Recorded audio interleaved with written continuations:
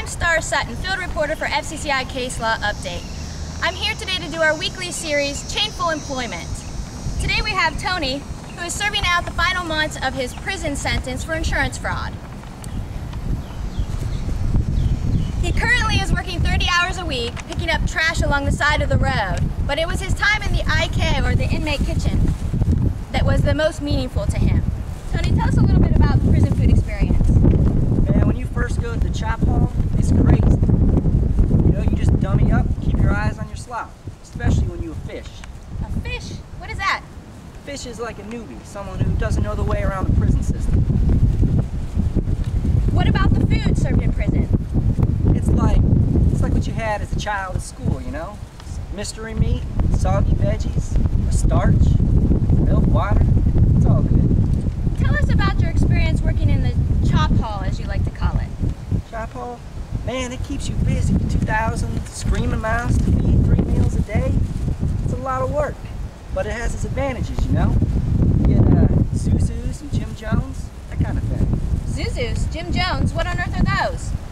Zuzus is like slang for good stuff, you know, like candy bars, cookies, good stuff. You can make a lot of friends when you're splitting a Kit Kat with someone. Interesting. We're certainly learning a lot here today. Can you tell me about a Jim Jones? What is that? Jim Jones is the juice that they feed you. You know, some of the inmates, not me of course, but some of them turn it into some kind of brew. Really? Interesting. Can you give us a little insight into kitchen life? Yeah, it's a lot like working in a regular restaurant, except there's, you know, no fancy menus, and you know, everyone eats the same thing. And nobody can have knives except for the outsourced cafeteria help. Understandable, understandable. Do you feel, Tony, that your experience working in the kitchen and then here along the road as well has given you the skills that you will need when you get back out into society to get some gainful employment? For sure, for sure. You know, you learn your way around the kitchen, you learn how to use all the equipment, blenders and stuff. I think I'm ready to try out for Hell's Kitchen. And I think you would make an excellent candidate for that. Before we go, can you please describe your dream prison meal? This is easy. I think I have some butt-naked fish with a cat head. Did you just say a naked catfish head? That does not sound appealing to me. Actually, no, that's not what I said.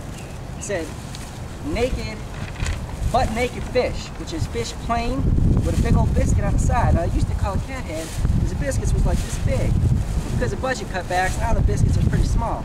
So you get the biscuit and you get a side of Bombay. And what is a Bombay? Bombay is a little bit of prison heaven. It's the best you can get without brew in the joint. It's coffee, Kool-Aid, and a splash of soda. Fascinating, fascinating. Well, this ends our segment of Chainful Employment this week, and a splendid one at that.